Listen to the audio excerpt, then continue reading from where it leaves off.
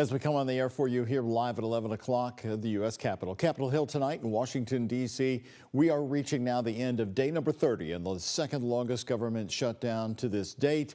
And we're also nearly a day out from when families on the Supplemental Nutrition Assistance Program, better known as SNAP, will not be getting their financial benefits. It is a dire deadline on the way. And right here in Kentucky, the video we're about to show you tonight tells the entire story. Hello, everybody, and thank you very much for joining us. I'm Doug Proffitt. The growing fear and concern of people in our viewing area, possibly your own neighbors, of losing their federal food benefits comes Saturday. Every night this week, our commitment, we've been bringing you stories from this generous community in different towns getting ready. And tonight, the stunning scene is cars lined up in Bardstown right here at a church. The cars in a long line, then side by side, filling up the parking lot of this Nelson County church. People in the parking lot directing people to the food. WHAS11 9 Team's Jose Alonso and photojournalist Levi Hammer share how the story of the incredible need from this one location is keeping just over 400 families fed tonight. It's a busy 3 hours every Thursday at Journey Church in Nelson County. Right there will be fine. As boxes of food are placed in multiple cars. Come back next week, ma'am. By about 94 volunteers. It's a beacon of hope for many families on the Supplemental Nutrition Assistance Program. Are you a part of the SNAP program? And if so, what's it been like for you so far? Yes, I am as a part of it. It has been a struggle, actually, because, you know, with the holidays coming in, it's like, where are we going to get the food? What if they run out of food? Then what are we going to do? Bardstown resident Leah Crawthorne says she's grateful to this group for helping their family, who lives off of one source of income. A cart full of food is not going to last all month, especially when you got a growing child. I have two sisters live down here. One works nights and one's real sick. So it's not like I can say, hey, can you watch my child before I can go get a job? It's not that easy. People say it is. It's really not. What do you want to tell the public when it comes to, you know, this is the reality that fellow Kentuckians have to face sometimes? So, you know, I've been out of work since March. I apply for 50 plus jobs a week. I go to interviews. I just don't get the job. These Kentuckians are feeling the stress, but there's a sense of relief as volunteers, some who aren't even church members, are receiving food themselves. Yes, ma'am. We'll see you next week. Okay, you have a good day. Thank you. Like Brad Hutchins, are here to help. I'm 61 years old. I've lived in Bardstown my whole life. So it's kind of a way to give back and to help out. And it keeps them women from having to come out here and work, you know, and if you go in there and talk to them women, they're the backbone, they're the ones in here making the boxes. It's a large operation that this week aided 404 families. In Nelson County, Jose Alonso, WHAS11 Night Team, on your side. And there you have it right in front of us, the caring hearts we see so often right here, over and over again, kicking in again tonight in Kentuckiana to help out. Well, the Journey Church Bardstown gets a lot of help from corporate sponsors, but they can still use more donations and volunteers just like you. And they're also looking for somebody to donate a boxcar to help keep food from getting rained on while traveling. Now, if you wish to help them out, make sure to visit their social media pages to find out how you can help. Here in Louisville today, Mayor Craig Greenberg announcing that Metro Louisville is working with Dare to Care for a community food drive to help stock the shelves at local food pantries. Food donations can be accepted at these upcoming events. The 5K being held on U of L's campus from 9 to 11 a.m. this Saturday.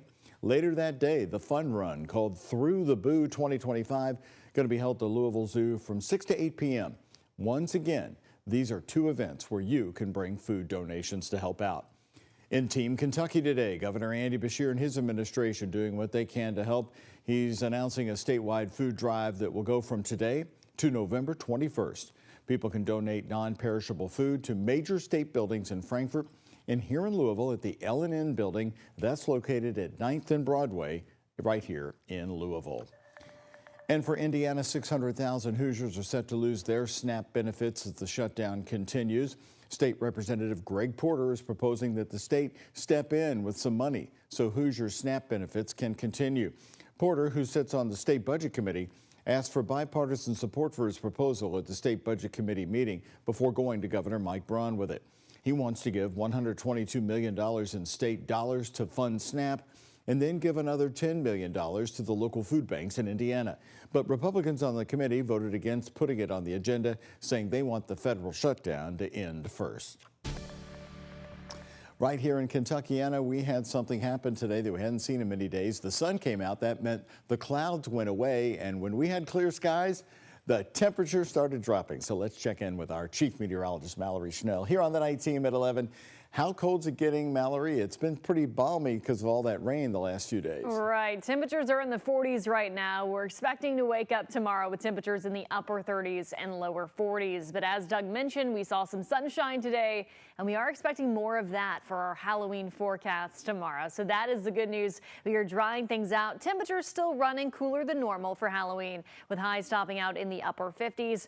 All is dry, just a few high clouds across the region here, but a lot clearer compared to the last several days. As I mentioned, temperatures are currently in the 40s all across Kentuckiana, and thanks to those clear skies and slightly lighter wind speeds, we are expected to fall into the lower 40s in Louisville and likely some upper 30s outside of the city. So it is going to be a chilly start to your Friday, but that sunshine should feel nice once it does rise. We'll take a look ahead at our weekend forecast coming up in just a bit. Doug.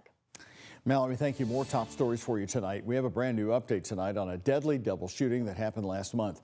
We now know the names of the two people who were shot at an Okolona apartment complex in Louisville.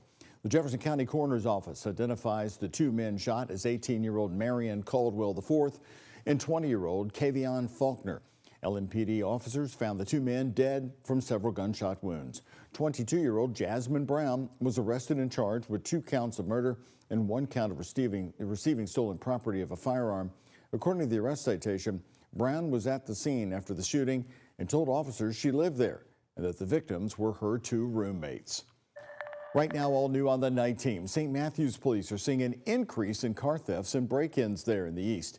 Louisville Metro Police also coming out today, putting out an alert about a group targeting homes and cars in the southwest part of Jefferson County and far eastern Jefferson County.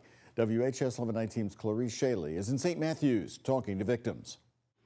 Living in the neighborhoods of St. Matthews near Holy Trinity Catholic Church, the perfect place to settle down and stay a while for this resident. We chose to live here almost 20 years ago because it was a very nice, safe neighborhood. I've lived here 15 years. Matter of fact, when I moved in, I asked one of the St. Matthews police officers, hey, is there break-ins a lot in this neighborhood?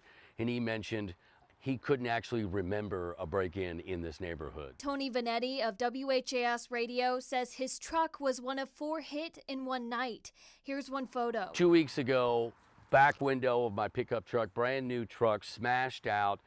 Nothing was missing. I think they were looking for guns. At least that's what the police officers are telling me. August was the first time my car was stolen. This resident wishes to remain anonymous. She says she's been hit 3 times in the last 3 months. 1 car was stolen and 2 others broken into. I also wish there was a way for there to be a little more police presence in our area, and I think maybe it would be a deterring factor. St. Matthews police are investigating a little over 100 cases so far this year. We are seeing an increase. Generally, it's usually about 8 to 10 per month, and now we've doubled that to almost 16 to 17 per month. Chief Barry Wilkerson says his patrols go through areas known for having crime. He reminds you to remove any valuables from your car. As neighbors say they see these instances continue to happen, they're starting to look for other places to live. We love the neighborhood. Our church is in the backyard. We know all the cops and the firemen. Why would we move? That would be the only reason. I am not going to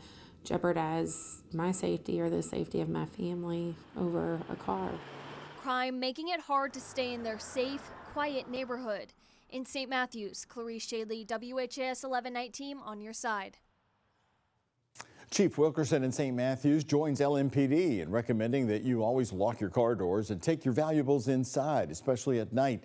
And he hopes that Ring camera video will help in these cases there in St. Matthews. Today, Louisville Metro Council moving forward with the redevelopment of this building, 531 Court Place. It's a vacant building that used to house the sheriff and the Jefferson County Clerk's office right behind Metro Hall downtown. The plan is developed to develop it into 106 brand new apartments right here in the center city. part of the Downtown Louisville Building Conversion Program. It hopes to bring residents back to this area. Now the city can begin to sell the building to developers who will fulfill the conditions in the agreement. You guys have heard me go on and on about redevelopment downtown, housing downtown, how exciting I think it is. Yes, we've got challenges with downtown Louisville, but I think we've got also a huge opportunity to create a vibrant, exciting, dynamic residential and commercial and entertainment and cultural neighborhood downtown, and this is one of many. Councilmember Andrew Owen speaking there. The Downtown Conversion Program hopes to continue to develop more vacant buildings in the city in the future. By transforming downtown, the city hopes to foster a dynamic, around-the-clock neighborhood with thousands of people living and working in the heart of Louisville. And that is the dream. A big win for downtown Louisville today. The parent company of Kentucky Fried Chicken is moving its headquarters right to 5th and Main, overlooking the Ohio River and helping downtown fill empty office space in one of the city's tallest skyscrapers. Yum Brands announced today that it'll be moving its Louisville corporate office into the 40-story PNC Tower in downtown Louisville next year. They will occupy 4.5 floors of the building. In June, Yum Brands announced it would be donating its Louisville campus on Gardner Lane, right here with the white columns, to JCPS. Searching for a new home in the meantime, the mayor talked about the move today. Our administration has been working hard to bring more employees down here, to build more housing in downtown Louisville, to create more opportunities for fun, for outdoors, for culture, restaurants, for tourists that visit here, and this is a great step in the right direction. So we've been working, Louisville Economic Development Alliance and I have been working very closely with the leadership of Yum to make this happen. Well, the Black Tower PNC was built in 1972, ironically at a time when people were leaving downtown for the suburbs. The company expects to move in late 2026 following planned renovations. In February of this year, Yum announced that Kentucky Fried Chicken headquarters at about 100 workers with KFC would be leaving Kentucky for Texas. However, the KFC Foundation has stayed right here in Louisville. Now, turning to news across the country and news in England, with implications, of course, right here in the United States. The historic moment for the British family. Prince Andrew, son of the late Queen Elizabeth, has now been stripped of his prince title. King Charles, Andrew's older brother, has initiated the process of removing Andrew's royal titles. The move comes amid the continued scrutiny of the prince's friendship with Jeffrey Epstein. Buckingham Palace announcing the news today and forcing him to leave his royal residence in Windsor. The palace shared in a statement that the moves are necessary. Andrew has repeatedly denied the allegations against him. Happening tonight at All New on the Night Team, the Metro Council honoring a Metro Corrections officer who stepped in off duty for a man in need. Her statements and celebration coming up next. And it has been a wet October across Kentuckiana with more than 7 inches of rainfall at the Louisville airport. We are drying things out just in time for Halloween. Another check of that forecast and your weekend outlook. That's coming up after the break. Here's a look at today's Kentucky Lottery jackpots. Mega Millions, $754 million. Powerball, $400 million. The Kentucky Lottery, funding education for over 1 million Kentucky students.